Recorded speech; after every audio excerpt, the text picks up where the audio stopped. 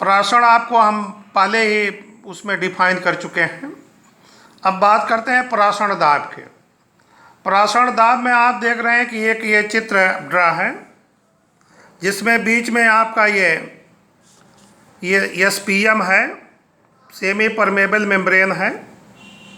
इसके एक पोर्शन में सॉल्वेंट ले लिया गया है, जो ये फ्लो इंडिकेटर दिखा रहा है कहाँ तक भरा है, और दूसरे पोर्शन में सॉल्यूशन भर लिया गया है।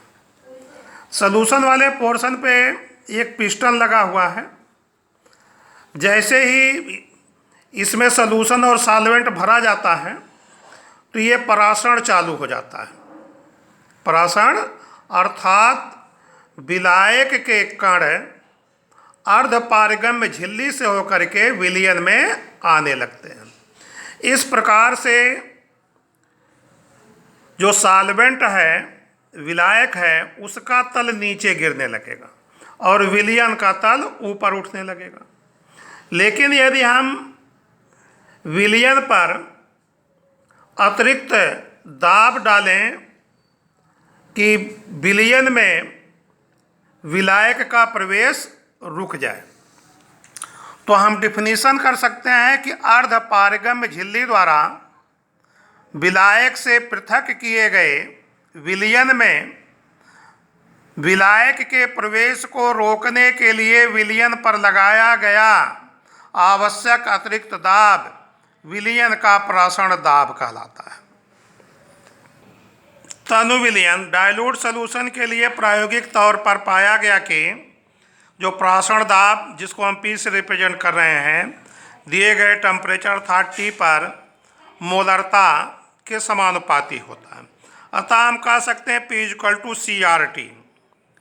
चूँकि C बराबर N/V होता है, N विलेय के मोलों की संख्या, V आयतन लीटर में है, तो हम लिख सकते हैं P = N/V/RT।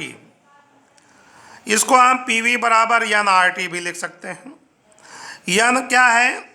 N मोल, तो W/M यानी विलेय की मात्रा और विलेय के अणुभार बटे विलेय का अणुभार। हम इस N की वैल्यू रख दें तो PV बराबर W/M/RT आ जाएगा।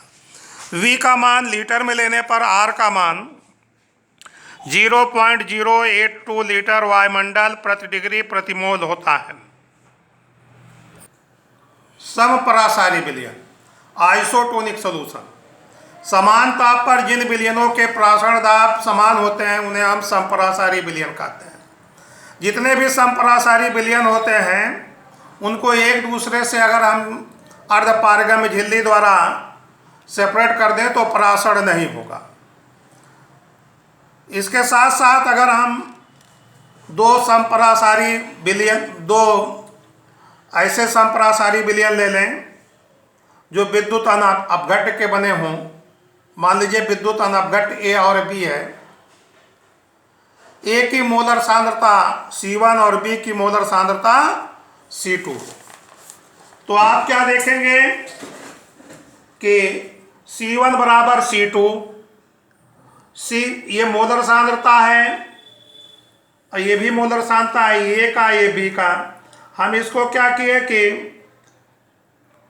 A के मोल बटे आयतन लीटर में, B के मोल बटे आयतन लीटर में कर दिए।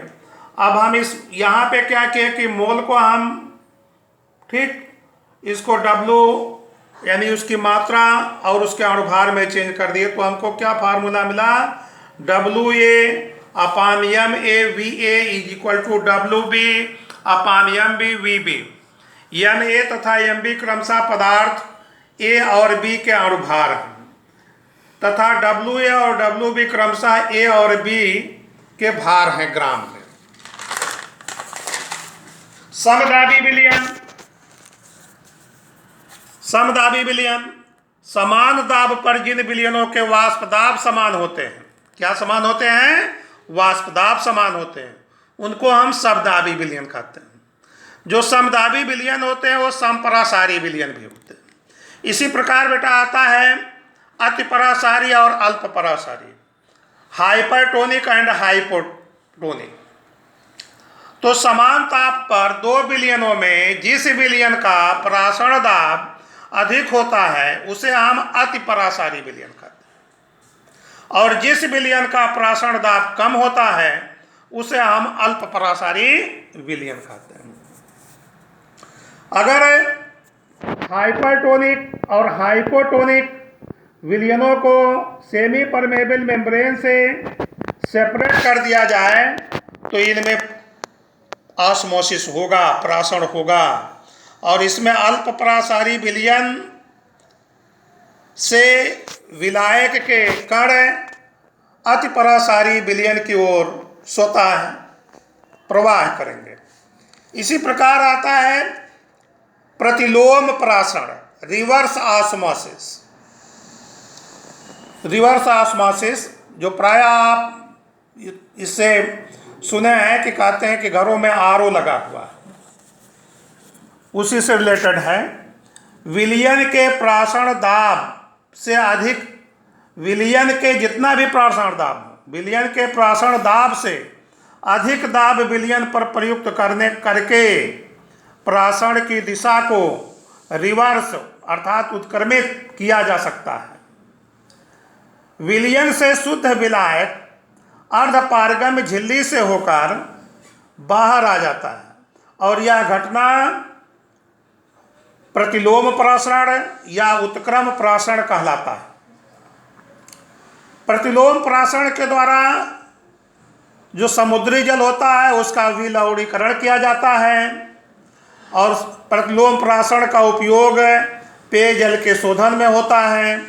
प्रतिलोम प्राशन के लिए उच्च दाब की आवश्यकता होती है, इसीलिए जो अर्धपारगम्य झिल्ली हो वो प्रबल होनी चाहिए। प्रतिलोम प्राशन में सेल्यूलोज एसीटेट की परासरणी झिल्ली का उपयोग किया जाता है।